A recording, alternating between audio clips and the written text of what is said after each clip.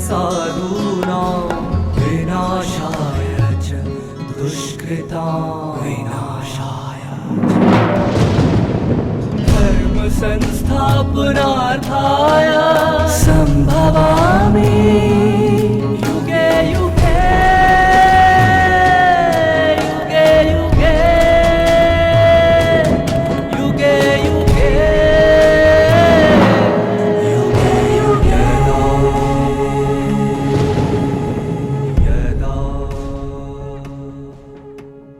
यदा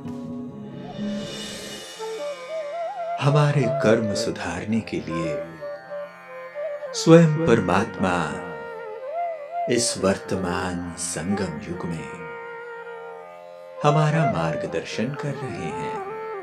कर्म से संबंधित जो 3 पहलू भगवान ने हमें बताए हैं, उन्हें अच्छी तरह से समझकर चलना ही सवेरे से लेकर रात सोने तक हमारे नित्य कर्म हो या विशेष कर्म, अपने सभी कर्मों पर अटेंशन देकर हमें यह जांच करनी है कि हमारे उन कर्मों में सात्विकता है, राजसिकता है या तामसिकता है। ओम शांति। श्रीमद् भगवद गीता मानव जीवन के सभी समस्याओं के लिए एक अद्भुत समाधान है। यूं कहे जैसे शब्दार्थों के लिए डिक्शनरी है, वैसे समस्याओं के लिए श्रीमद् भगवद गीता के एक पन्ना खोलो, सच्चे दिल से, तो भगवान का मार्गदर्शन मानव जीवन के समस्याओं को हल करने के लिए यथोचित मिल ही जाता है। लेकिन देखने वाले की नजरिया और भगवान पे रखे हुए विश्वास पर पूरा निर्भर है। इसलिए इस 18वें अध्याय में स्वयं भगवान ने मनुष्य मात्र का कर्म कैसा होना चाहिए, ज्ञान कैसा होना चाहिए, बुद्धि कैसी होनी चाहिए, धृति कैसी रहनी चाहिए, इन सभी का 3 गुणों के साथ बताते हुए तामसिक, राजसिक और सात्विक सभी को स्पष्ट करते हुए और किस मार्ग पर चलना है उसका निर्णय हमारे ऊपर ही छोड़ रखा है। लेकिन परमात्मा के इशारा तो इसी तरफ है कि हमें सात्विकता की ओर ही कदम बढ़ाना चाहिए और सात्विकता को ही अपनाकर ज्ञान भी सात्विक ज्ञान, कर्म भी सात्विक, कर्ता भी सात्विक, बुद्धि भी सात्विक रखनी चाहिए। क्या ये संभव है? बहुत सारी ऐसी घटनाएं हैं जिसके आधार से हम इसे संभव बना सकते हैं। एक छोटे से उदाहरण के साथ हम आगे बढ़ेंगे। एक मच्छरों का झुंड था, हजारों मच्छर साथ में रहते थे। पेड़ की खाली जगह पे उन्होंने अपना घर बना रखा था। लेकिन मच्छर बढ़ते गए तो मच्छरों को एक सुरक्षित जगह ढूंढना पड़ा। उनके सामने एक हाथी आई। हाथी का तो कान इतना बड़ा होता है, तो उन्होंने सोचा ये बहुत अच्छा रहेगा, हाथी जहां भी जाता है उसके साथ हम भी जा सकेंगे। इसलिए उन्होंने सोचा कि पहले हाथी की मर्जी तो जाने। तो हाथी की मर्जी जानने के लिए हाथी के सामने जाके चिल्ला के पूछा कि हम आपके कान में अपना घर बनाएंगे। लेकिन हाथी तो चुपचाप खड़ा रहा। तो सोचा कि मौनम सम्मति लक्षणम, घर बना लिए। ऐसे बहुत दिन बीत गए और बढ़ गया मच्छरों की संतति। घर बदलना सोचा इन्होंने, बहुत बड़ा जगह मिल गया। जा रहे थे तो एक धन्यवाद देना चाहते थे हाथी को। कितना भी चिल्लाया लेकिन हाथी को तो सुनाई नहीं दिया। फिर झुंड के झुंड सामने जाके जब बिन बिन आए तभी हाथी ने सोचा इतने मच्छर मेरे सामने क्यों आए हैं। तभी मुड़ के देखा और पूछा कि क्यों भिनभिना रहे हो। तो मच्छर के राजा ने बोला कि हम इतने दिन आपके कान में सुरक्षित रहे, इसलिए आपको बहुत बहुत धन्यवाद। अच्छा, आप मेरे कान में रह रहे थे, मुझे तो कुछ भी पता ही नहीं था।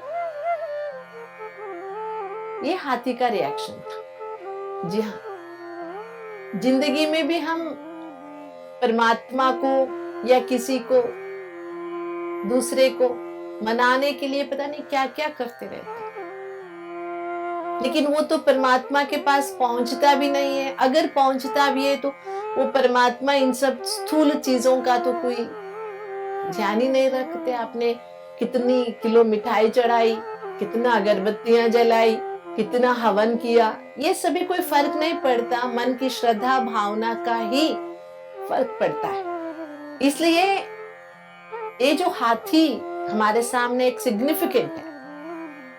हमारा जीवन भी ऐसे ही रहना चाहिए।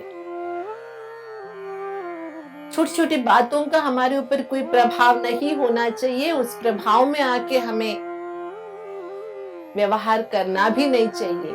कौन सा कर्म करना चाहिए, कैसा करना चाहिए, सात्विक किसे कहते हैं, आज के हम इस एपिसोड में हम सुनेंगे। परमात्मा के बताए हुए श्रीमद् भगवद गीता के अनुसार जो बातें हैं। नियतम संगरहितम रागद्वेषतः कृतम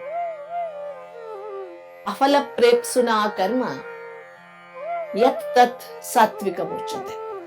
ज्ञान की बातें हो गई, अभी कर्म की बातें। जैसे भगवान ने कहा ज्ञान, कर्म और कर्त के बारे में बताऊंगा, तो ज्ञान के 3 राजसिक, तामसिक और सात्विक ज्ञान के बारे में बताया। ऐसे अभी जो नियत कर्म है, मतलब करना ही है, नियमानुसार जो कर्म करते हैं। संगरहितम, संगरहितम मना कोई भी आसक्ति ना रखते हुए, राग द्वेषतः कृतम, राग भी नहीं द्वेष भी नहीं, किसी को दिखाने के लिए भी नहीं, कोई पूर्वाग्रह पीड़ित भी नहीं, फल की अपेक्षा ना करते हुए जो कर्म करते हैं उसे सात्विक कर्म कहते हैं, है ना। कर्मण्येवाधिकारस्ते की बातें सुनी है हमने। यहाँ पर भगवान क्या कह रहे हैं, कर्म करते समय हम ये नहीं सोचे कि हम इनको दिखाने के लिए करेंगे, या ये नहीं सोचे कि इनके साथ मेरा द्वेष है इसीलिए इनसे मैं आगे जाके दिखाऊंगा। ऐसे भाव स्वभाव के प्रभाव में नहीं आते हुए अपना जो कर्म है उसे सही ढंग से जो करते हैं उसे सात्विक कर्म कहते हैं। अभी हम इन सब बातों को सुनते हुए अपने आप को एक बार चौकन्ना करें, देखें कर्म तो करना ही है, कर ही रहे हैं, लेकिन हमारा कर्म कैसा है। आगे चलकर जो भगवान राजसिक कर्म की बातें बताते हैं, यत्तु कामेप्सुना कर्म साहंकारेण वा पुनः क्रियते बहुलायासम तत् राजसम उदाहृतम। काम तो बहुत अच्छा है, अच्छे ही काम कर रहे हैं, लेकिन उसके पीछे की जो सोच है, दिखावे के लिए या किसी से बदला लेने के लिए, कि अपने को बड़ा दिखाने के लिए, अपनी प्रतिष्ठा के लिए जो कर्म करते हैं उसमें कुछ फल की अपेक्षा रखते हैं, वो भी जैसे वो चाहते वैसा फल, उसे कहते हैं राजस कर्म। राजस कर्म कह सकते हैं उसको। इसमें इंपॉर्टेंट क्या है, उद्देश्य बहुत अच्छा ही है, करते भी अच्छा है, लेकिन अंदर का जो इंटेंशन है ना वो अच्छी नहीं है, जिसके कारण से कर्म राजस कहलाता है। अनुबंधम क्षयम हिंसा मनवेक्ष्य च पौरुषम मोहदारभ्यते कर्म यत् तत् तामसम उच्यते। है ना, पहले सात्विक कर्म की बातें बताई, जहां पर राग द्वेष की कोई प्रभाव नहीं होता है, फलापेक्षा नहीं रखते हैं, फल की अपेक्षा नहीं होती है। दूसरा है आंतरिक इंटेंशन रखते, कुछ मोटो रखते कि ऐसे करना चाहिए। राजसिक होता अपनी प्रतिष्ठा के लिए करते। और यहाँ पर तो बहुत स्पष्टता से तामसिक कर्म की बातें भगवान ने बताई। जिस कर्म में अनुबंध नहीं है, मतलब आगे क्या होगा इसका कोई सोच नहीं है। क्षयम कितना नष्ट हो रहा है इसकी भी कोई सोच नहीं है। और कितने हिंसा क्यों कर रहे हैं इसका भी कोई कारण नहीं है। और अपने घमंड क्यों दिखा रहे, पौरुषम और मोहग्रस्त होके कर्म करते हैं। ऐसे भावना रखकर कर्म करने वाले को या कर्म को, ऐसे कर्म को तामस कर्म कहते हैं। मोहदारभ्यते कर्म, उस कर्म का आरंभ ही मोह से है। उसमें पौरुषहीनता भी है, नष्ट भी है, आगे की नहीं सोचकर ऐसे ही कर्म कर देना। इसका पक्का उदाहरण हमें शास्त्रों के अनुसार तो दुर्योधन मिलता है, जो न आगा न पीछा सोचा, कर दिया, पूरे वंश का नाश हो गया। इतिहास के पन्नों में हिटलर मिलता है, केवल अपनी घमंडी को या अपने अंदर के ईगो को सेटिस्फाई करने के लिए उसने क्या नहीं किया, पूरे विश्व को विनाश की कगार पर लाके खड़ा कर दिया। लेकिन इतिहास के पन्नों से, पुराणों के पन्नों से भी लोगों ने सीखा कुछ नहीं है। अब भी यही हो रहा है, न आगे न पीछे सोचने वाले पूरे घर को जला देते हैं। सोचते नहीं है इसमें मैं भी खुद जल जाऊं। ऐसे कर्म को तामसिक कर्म कहा जाता है। तो भगवान ने इतने विस्तार से क्यों बताया? इसमें कितनी हिंसा है आजकल हम देख रहे हैं। 1 फुट, आधा फुट जमीन के लिए अपनी पूरी संपत्ति दांव पे लगा देते हैं। कितना नुकसान, कितना समय का नुकसान, संबंधों का नुकसान, ये सब हो रहा है। फिर भी मनुष्य समझ नहीं पा रहा है कि मेरा कर्म तामसिक कर्म है। इतना विस्तार क्यों बताया जा रहा है? ताकि हम तामसिकता को समझे अच्छी तरह से। जो हम कर रहे हैं वो ठीक नहीं है, ये समझकर तामसिकता और राजसिकता से आगे बढ़कर हमें सात्विकता की ओर बढ़ना चाहिए। और सात्विक कर्म ही है जो भगवान के सामने अर्पण करके करते हैं। उसका फल भी हम भगवान के सामने रख देते, करते समय भी ये सोचते कि भगवान से मिली हुई है। लेकिन राजसिक कर्म में भगवान का भाव नहीं होता, अपना घमंड होता है। तामसिकता में तो कुछ भी नहीं होता है, वो तो भगवान को पूरा नजरअंदाज ही कर देते हैं। तो आजकल दुनिया में कौन सा कर्म चल रहा है? आपको क्या लगता है? सात्विक कर्म तो नहीं चल रहा है ना। तो अब हम क्या करें? सात्विक कर्म की ओर कदम बढ़ाए, राग द्वेष से विमुक्त होके हमें सच में हाथी जैसा बनना है, जो भाव स्वभाव के प्रभाव में न आते हुए अपने कदम परमात्मा के स्मृति में आगे बढ़ाते जाना है हमको। हो सकता है? आपको क्या लगता है? हम सोचते हैं इट इज नॉट पॉसिबल, ये कैसे हो सकता है? लेकिन याद रखिएगा, कहा किसने है ऐसे करने के लिए? स्वयं भगवान ने। जब भगवान ने कहा है, अगर वो असंभव होता, इम्पॉसिबल होता, तो भगवान कहते क्यों है? भगवान ने कहा है, इसका मतलब ये हो सकता है, हम कर सकते हैं, मनुष्यात्माएं कर सकते हैं। ये भगवान ने कोई महान तपस्वियों को नहीं कहा, साधारण मनुष्यात्माओं को कहा। ये करना संभव है, साध्य है। इसलिए ये जो बातें हम सुन रहे हैं, इसकी गहराई को हम समझें, हम अपने कर्मों को पहचानें। कर्म के बिना तो जीवन नहीं है। जब तक इस दुनिया में हम हैं, कर्म के साथ ही जीना है हमको। लेकिन कर्म में फंसना भी नहीं है और कर्म मोहवश भी करना नहीं है। तो तो अर्जुन के जो पहले प्रश्न था कि मोहग्रस्त हो गया था, वो मोहग्रस्त होने के कारण ही कर्म तामसिक हो रहे थे। तो उस तामसिक कर्म से उभर कर सात्विक कर्म की ओर कदम बढ़ाएंगे, तभी तो नष्ट मोहा बन सकेंगे, जो गीता का मूल उद्देश्य है। दुनिया में हम बहुत सारे ऐसे उदाहरण देखते हैं जो अपने कर्म को महत्व देकर कर्म पर ही ज्यादा कंसंट्रेशन देते हैं। आजकल मनुष्य आत्माएं, हम आप सभी को पता है, जाति धर्म से उठकर कर्मा कॉन्शियस ज्यादा बन रहे हैं। अर्थात उनका जो स्टैंडर्ड है, काम है, उस काम को लेके अहंकार ज्यादा बढ़ता जा रहा है। आजकल हम बच्चों में देख रहे हैं, बड़ों में देख रहे हैं, महिलाओं में देख रहे हैं, अपने लेवल के लोगों के साथ ही फ्रेंडशिप करना, पहले उनसे पूछना कि आपके पति क्या करते हैं, आपके पापा क्या करते हैं, इसके आधार से फ्रेंडशिप करना। अर्थात ये भी एक बीमारी फैल गई है कि जिसे हम वर्ग संस्कृति कह सकते हैं। वर्ग संस्कृति से तो उठकर एक क्लास बन गया,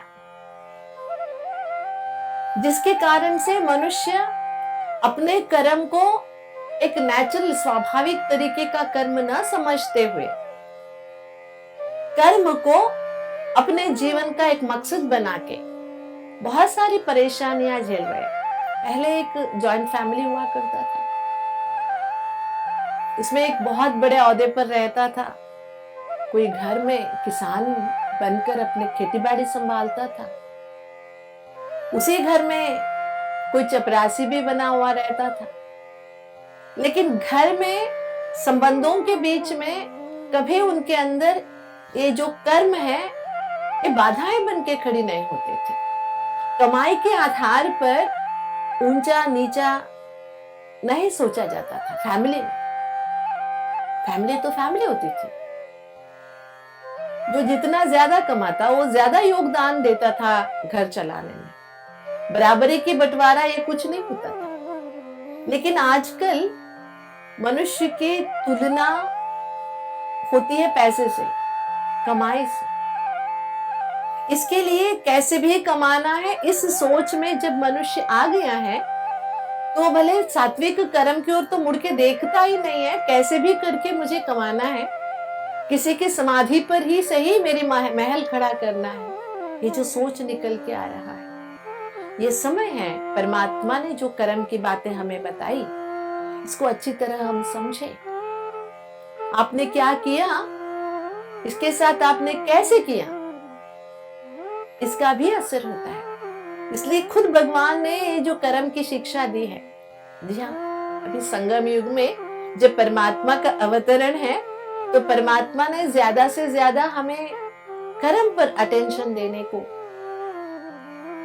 अपने कर्म सुधारने को मार्गदर्शन कर रहे हैं। इसी के बारे में ज्ञान सुना रहे हैं। आपके अंदर कितने भी मेधावीपना, विद्वत क्यों ना हो, लेकिन अगर आप उसे अप्लाइड साइंस के रूप में, अर्थात जीवन में उसकी उपयोगिता नहीं दिखा सकते, तो ऐसा ज्ञान का कोई महत्व नहीं है। आप बहुत कुछ जानते होंगे, लेकिन अगर वो ज्ञान प्रैक्टिकल नहीं है, तो उस ज्ञान का क्या लाभ। इसी उद्देश्य से अभी जो भगवान कर्म के 3 पहलू बता रहे हैं, इसको अच्छी तरह से समझना बहुत जरूरी है। तो क्या करेंगे, ये सभी सुनने के बाद हम अपने कर्म को एक बार चेक करेंगे, सवेरे से लेकर रात तक। हमारे कर्म जो नित्य कर्म है, ये जो विशेष कर्म है, इन कर्मों में सात्विकता है, तामसिकता है, राजसिकता है। और अपने आप से एक दृढ़ संकल्प करेंगे, हम अपने कर्मों को सात्विक कर्म में जरूर बदलेंगे। धीरे धीरे ही सही, लेकिन बदलेंगे जरूर। अगर खुद संकल्प करते हैं कि बदलेंगे, तो बदलाव जरूर आएगा। किसी के कहने पे नहीं, लेकिन अच्छी तरह से जांच करके, क्योंकि कर्म ही वो कलम है जिस कलम से हम अपने तकदीर की रेखा कितना लंबा चाहे उतना हम खींच सकते हैं, कितना प्रखर चाहे उतना हम लिख सकते हैं। अगर कर्म की रेखा खींचने में हमने आलस्य किया तो बाद में पछताने से कोई फायदा नहीं होगा। तो जब भगवान ने इतने विस्तार से कर्म की बातें बता दी है तो हम अपने कर्म सुधारने का दृढ़ता पूर्वक संकल्प जरूर करें। कहते हैं ब्रह्मा की लेखनी में इतनी ताकत है जो किसी की भी किस्मत वो पलट सकता है। लेकिन हम एक बार ये सोचे कि ब्रह्मा को क्या पड़ी है, वो किसकी किस्मत क्यों पलटेगा, वो पक्षपात क्यों करेगा, भेदभाव क्यों करेगा। लेकिन सच में हम हर कोई अपना ब्रह्मा खुद बन सकते हैं। अपनी तकदीर की लकीर हम खुद ही खींचने वाले हैं।